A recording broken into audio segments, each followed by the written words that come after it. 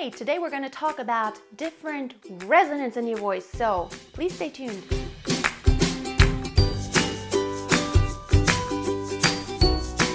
You've heard of resonance and formants and all this.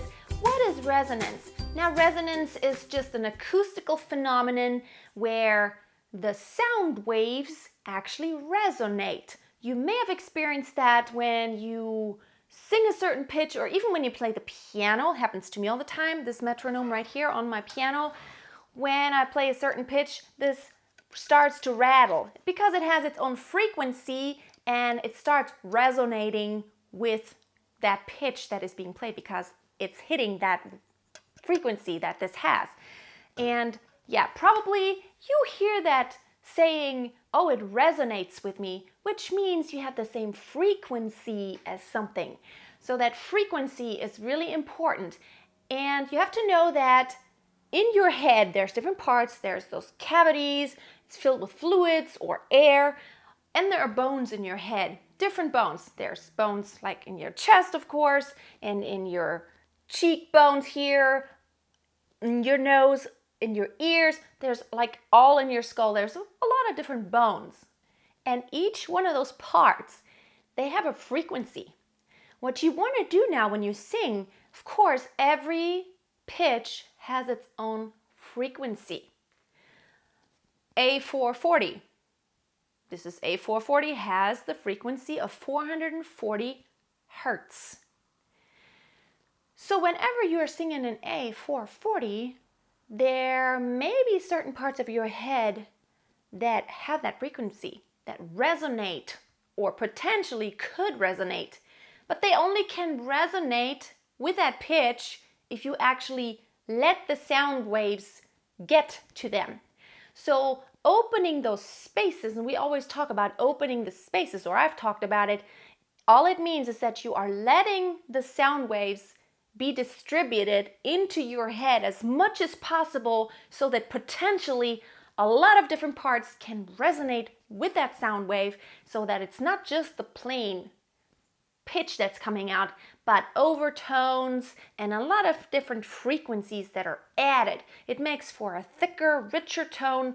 We also sometimes call it a warmer tone because there's very nice frequencies that are being hit.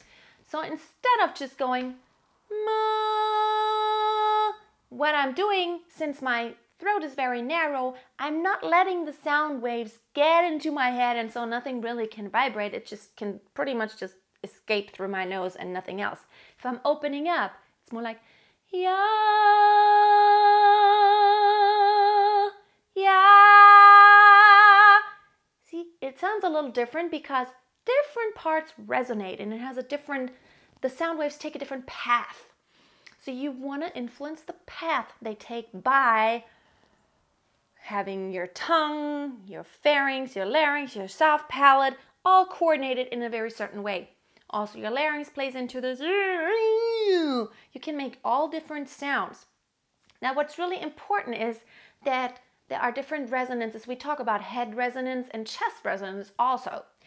Now, head resonance means there are more frequencies that resonate with parts in your head, and when you have a more chesty resonance, there is a little bit more resonance in your chest area.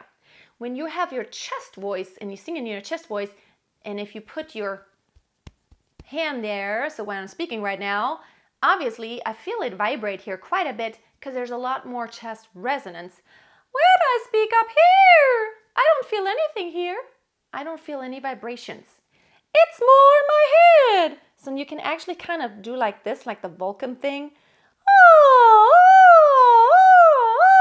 It's almost like you feel it in different parts depending on what pitch you do. Sometimes it's more in your forehead or your ears or right here, your mask, or like where your sinuses are. It's really, really fascinating when you really try to put your fingers on and try different pitches.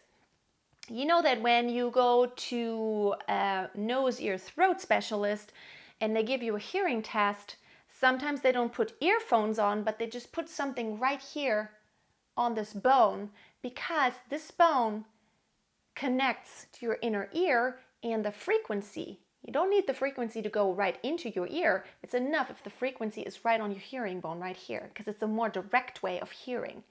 So that's why they do that, because it's the direct way. It doesn't have to go through your ear canal, and those little hairs that are in there, if they're damaged, they don't really obstruct anything. So chest frequency and head frequency. So when I sing any given tone in my passaggio, I could sing it more chesty or more heady or in the middle somewhere. See how I can change the resonance a lot? And so depending on how you want your sound to come out, you can have more chestiness or more headiness. And the mixed voice is nothing but mixing those resonances a little bit.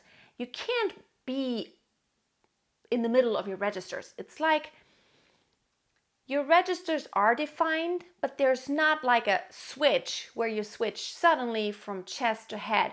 There's also degrees in between on how far you can be in chest voice, but how close can you get to head voice without actually switching into head voice. And that all has to do with the resonance that you're mixing in.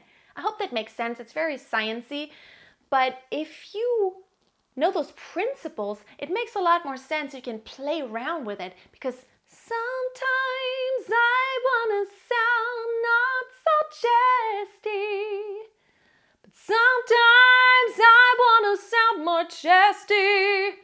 And chestiness will sound usually a little darker than more headiness. All right, hope that made sense.